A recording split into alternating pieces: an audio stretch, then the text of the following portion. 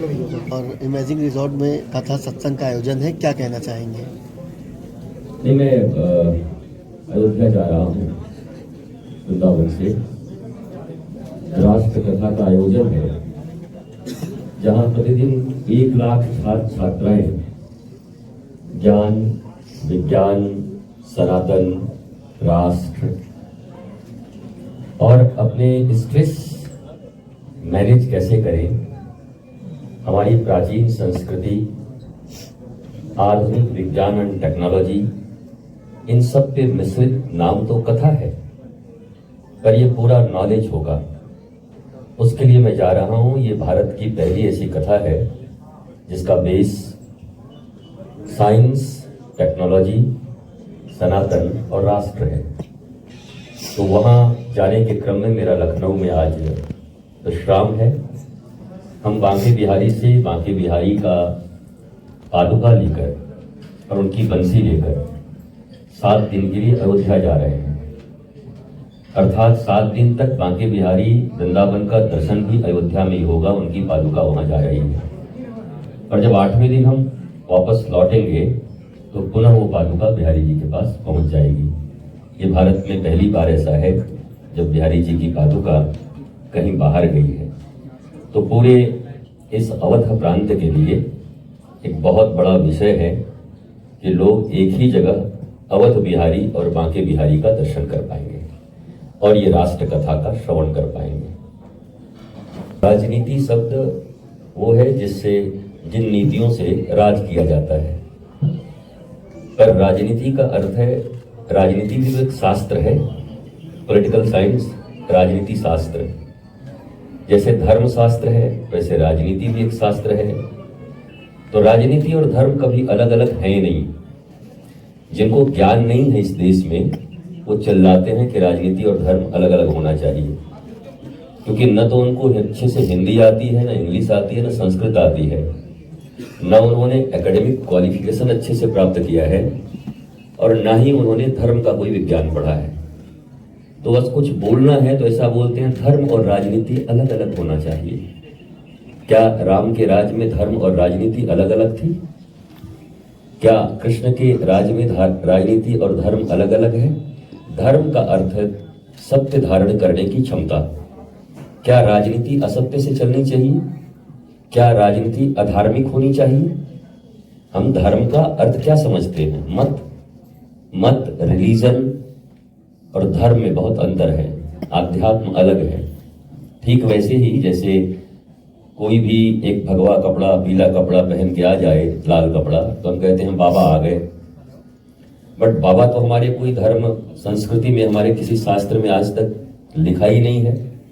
धर्म गुरु शब्द भी नहीं लिखा है। हमारे यहाँ ऋषि हैं, महर्षि हैं, आचार्य हैं, ऋत्विक हैं, याज्ञिक हैं, होता हैं, जिज्ञासु हैं, भक्त हैं, ये सब हमारे यहाँ होते हैं। तो भारतीयों के ऊपर जो 1000 वर्ष की गुलामी रही, दूसरे देवता हैं, आचार्य तीसरे हैं।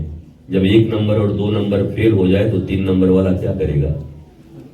जब 1 नंबर माँ ही फेल हो जा रही है संस्कार देने में, पिता ही फेल हो जा रहे हैं, तो आप आचार्यों से क्या उम्मीद करते हैं? और आचार्य के बारे में तो आपने कह ही दिया कि तबला बजाओ, डुग्गी बजाओ और 3 महीने में कोर्स करो। आप में से भी कोई करना चाहता हो तो वृंदावन आ जाना, मैं 1.5 महीने में ऐसा कोर्स करा दूंगा कि आपका भी धंधा चल निकलेगा। अच्छी भागवत और रामायण करने लगोगे आप। करते हैं और मैकोले ने हमारी मानसिकता को भ्रष्ट करने के लिए और हमें गुलाम रखने के लिए ये एजुकेशन पॉलिसी बनाई थी, जिसको आज भी हम फॉलो करते हैं। धन्यवाद है प्राइम मिनिस्टर का, जिन्होंने ये कहा है कि अगले 10 वर्ष में मैकोले की शिक्षा पद्धति को हम ध्वस्त कर देंगे। पहले प्रधानमंत्री हैं जिन्होंने डायग्नोस किया है, क्योंकि 70, 75, 80 साल के बाद तो रोग डायग्नोस हुआ। अब डायग्नोस हुआ तो उस पर उसका उपचार कौन करेगा?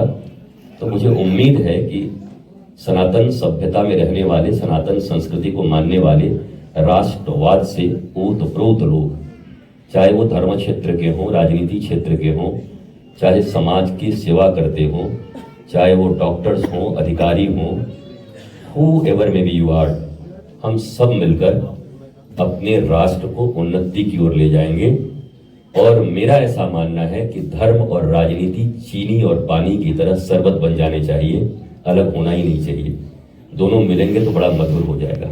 महाराज जी, एक प्रश्न है मेरा कि अनलिटेड पर्सन जो कथा कह रहे हैं, इनके लिए क्या कहना चाहते हैं? कथा को जो है बिल्कुल नौटंकी का रूप दे। एकेडमिक क्वालिफिकेशन को मैं बहुत ज्यादा वैल्यू नहीं करता। ए से लेके जेड तक लिखना आ जाए आपको, औ से लेके ग तक और 1 से लेके 100 तक, बस काफी है इतना जानना। कबीर के बारे में भी बहुत नहीं जाना जाता कि बहुत लिटरेट थे। हमारे जितने भी सावता माली महाराष्ट्र के, गोरा कुम्हार, ये बड़े बड़े संत हुए, नामदेव, ये बहुत पढ़े नहीं थे। मीरा के विषय में भी ऐसा माना जाता है कि बहुत पढ़ी नहीं थी, पर आज मीरा पर पीएचडी हो रही है। भक्ति के क्षेत्र में जो भी जाता है वो भूतपूर्व नहीं होता, वो अभूतपूर्व हो जाता है। तो केवल पढ़ाई के कारण अनपढ़ इस सेंस में कह सकते हैं कि जिन्हें आत्मज्ञान नहीं है, सेल्फ रियलाइज पर्सन नहीं है, वो धन को केंद्र करके जैसे बाकी काम करते हैं वो धर्म का काम कर रहे हैं। मैं उनकी निंदा भी नहीं कर रहा। फिजिक्स का टीचर फिजिक्स पढ़ा के पैसा कमाता है, केमिस्ट्री का टीचर केमिस्ट्री पढ़ा के पाता है। अगर ये भी मनोरंजन करके पैसा कमा रहे हैं तो इनको कमाने दीजिए, पर वास्तव में जिनको धर्म की चाहत है उन्हें पहले गुरु को पहचानना सीखना होगा कि गुरु स्वयं आत्मज्ञानी है कि नहीं, उसके भीतर आध्यात्मिक ज्ञान है कि नहीं। गुरु का अर्थ न कोई कपड़ा होता है, न दाढ़ी होती है और न कोई तिलक होता है।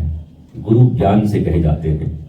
तो अज्ञानी गुरु के पास जब हम बैठेंगे तो ड्रामा ही चलेगा, लेकिन उनको करने दीजिए। देखिए, धोखा खाने वाला ज्यादा खतरनाक आदमी है या धोखा देने वाला है, ये भी सोचना पड़ेगा। आप क्या धोखा खाने को इस पृथ्वी पर आए हो? आप क्यों नहीं ज्ञानी बन जाते कि आपको कोई धोखा न दे दे? बहुत पहले छत्तीसगढ़ में एक न्यूज आई थी, एक पाखंडी बाबा ने रातों रात माताओं से सारे सोने चांदी ऑर्नामेंट्स ठग लिए, ये कह के कि रात भर में दुगना हो जाएगा। तो हमने प्रेस कॉन्फ्रेंस करके ये कहा था, मैं छत्तीसगढ़ में था, कि इसको इस तरीके से भी दिखाया जा सकता था कि सरकार जब 5 से 7 साल में धन दुगना कर रही है, व्यापारी पसीने बहा बहा के पैसे कमा रहे हैं, तब धन दुगना हो रहा है। दिन रात नौकरी कर करके रोटी दाल ठीक से नहीं चल रही लोगों की, ये कौन लोग थे जो रातों रात अपना धन दुगना करना चाहते थे? तो ये भी तो हेडिंग्स हो सकती है कि लोभियों को ठगों ने ठग लिया। राम मिलाए जोड़ी, एक अंधा एक घोड़ी, अंधा गुरु बहरा चेला, मांगे गुड़ तो देवे ढेला, नरक में भी ठेलम ठेला। आपको रात भर में डबल पैसा चाहिए तो आपको वही गुरु मिलेंगे भी, क्योंकि आपकी चाहत ही वही है। आप ध्रुव, प्रहलाद, मीरा की तरह आत्मज्ञान और भक्ति नहीं चाहते। आप भी केवल धन, यश, पद चाहते हैं, पर आंतरिक शांति नहीं चाहते। पीस, ब्लिस एंड लव आपकी चाहत नहीं है। आपका यह मानना है कि धन से सब कुछ खरीदा जा सकता है, धन से सुख खरीदे जा सकते हैं, बेल्जियम से, स्विट्जरलैंड से, यूएस से, लेकिन शांति कहां से खरीदोगे? शांति तो आध्यात्म के द्वारा ही मिलेगी, ज्ञान से ही मिलेगी। आध्यात्म ज्ञान को कहते हैं, आध्यात्म केवल कर्म कांड को नहीं कहते। इसलिए उनका धंधा वो कर रहे हैं और मेरा धंधा मैं कर रहा हूं। मुझे मेरे गुरु ने जितना सिखाया मैं वो समाज में बांट रहा हूं, उनको जो सिखाया गया है वो बांट रहे हैं। सबको धंधा करने का अधिकार है, करने दीजिए।